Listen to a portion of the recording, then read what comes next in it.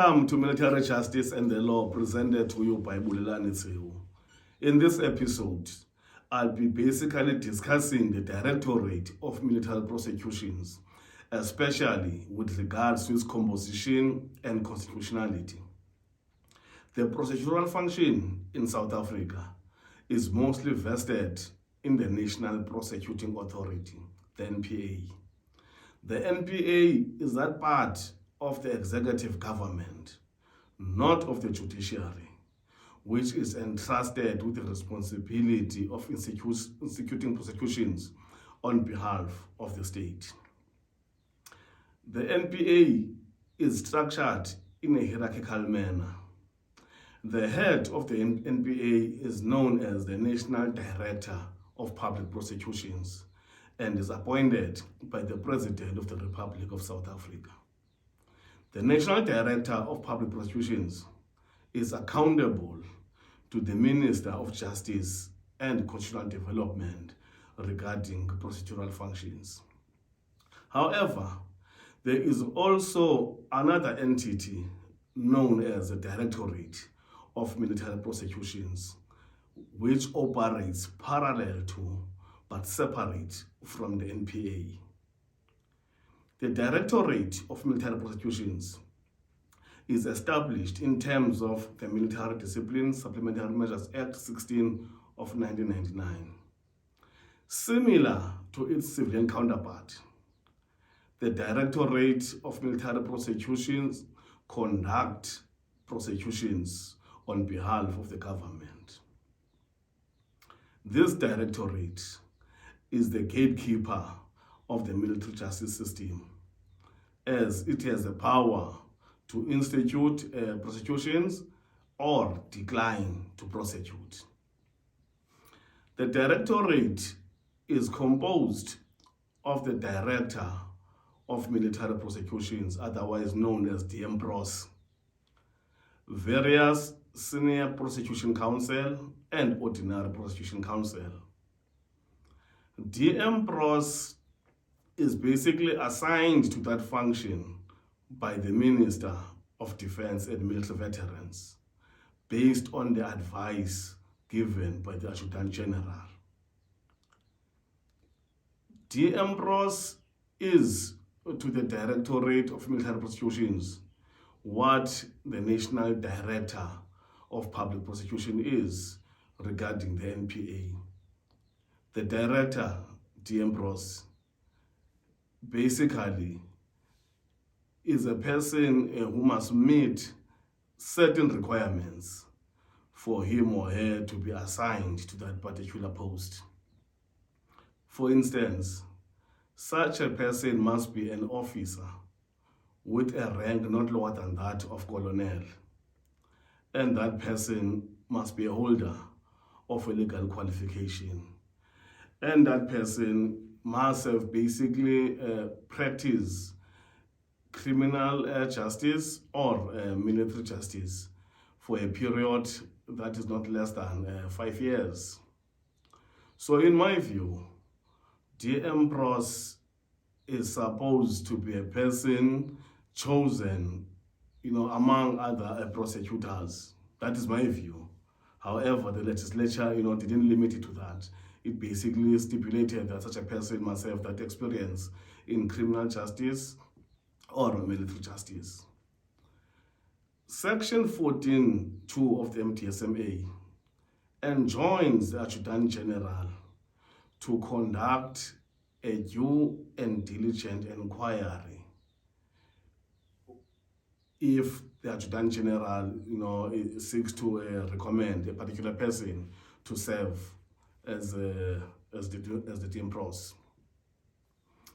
DM-PROS must be a fit and proper person, and the Adjutant General must satisfy himself that such a person, meets the criteria as set out in the MDSMA.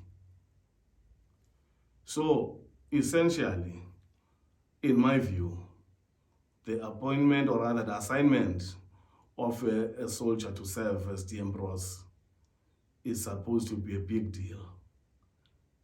Just like I've mentioned elsewhere in the episodes, that it will be best if DM Bros, just like all other directors, within the Defense Legal Service Division, be a person who is assigned by an independent body consisting maybe of 3 to 5 members, where the candidates will be subjected to a rigorous selection process.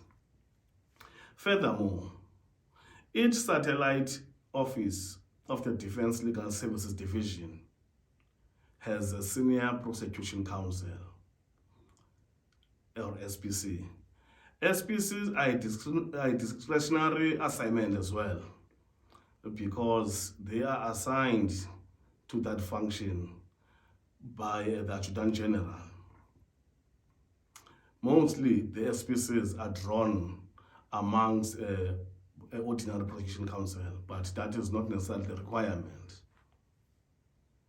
The SPC, they are the supervisors of the ordinary prosecution counsel, just like DM Bros is the supervisor of the SPCs. For one to serve as an SPC, such a person must be an officer, and such a person must be appropriately qualified. In other words, such a person, he must be a holder of a legal qualification. Section 13.3 of the MDSMA stipulates that the Adjutant General may assign a soldier, being an officer or any other member, to function as a prosecution counsel, provided that that person has a legal qualification or is otherwise trained in law. The term otherwise trained in law is not explained in the MDSMA. However, it is taken in practice that such a person must have done a course that is offered by the School of Military Justice in Tabatswan, which deals with aspects of military law. Experience shows that the Adjutant General assigns soldiers who have a legal qualification to basically function as prosecutors in the military courts. So that is necessary because the accused person, ordinarily are represented by lawyers who are holders of a legal qualification. Therefore, in the interest of the equality of arms and to level the playing fields, it is best that the interests of the state are also represented by a person who is a holder of a law degree. Prosecutors at all levels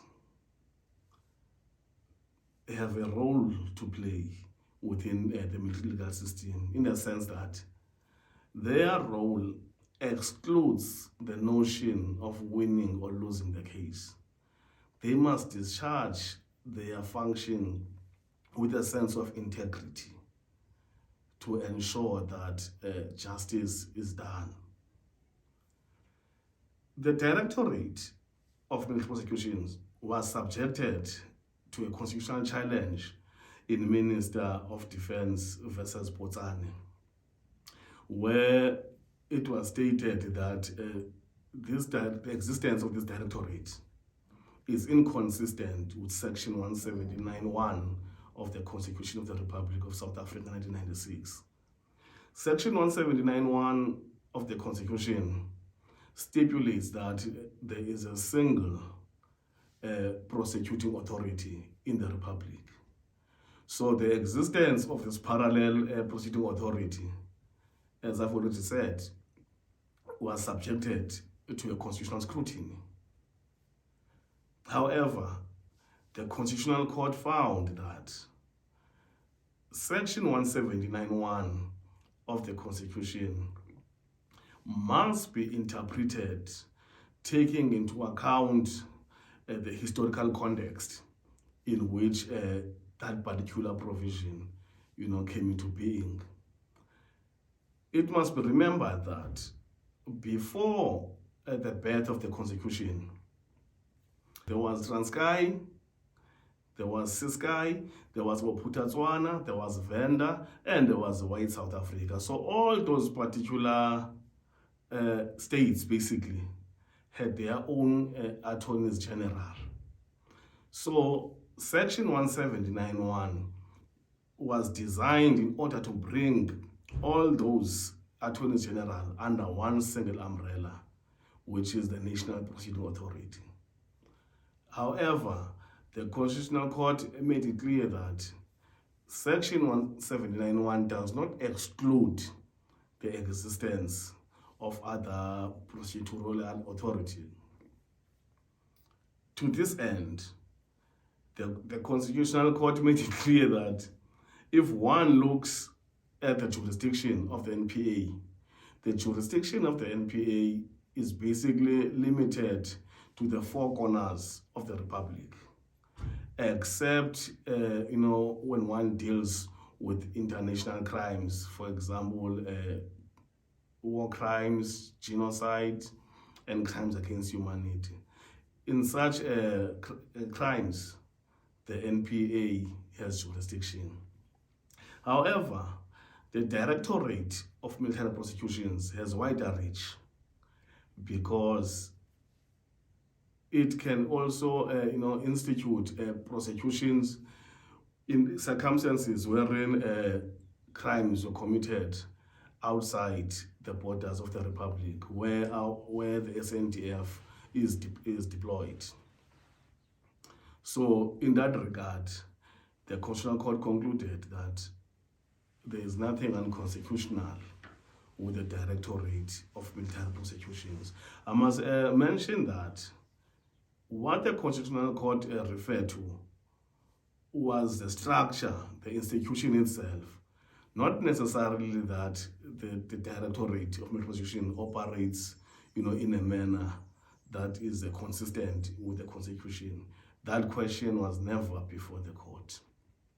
So in this episode, I've outlined that generally the procedural function in South Africa is vested in the National Prosecuting Authority, the NPA, but there is also a Directorate of Military Prosecutions, and that directorate was found to be a directorate. Its existence passes a constitutional muster. So I've outlined that the head of the Directorate of Military Prosecutions is known as the DM-Pros, and DM-Pros is basically assigned by the minister.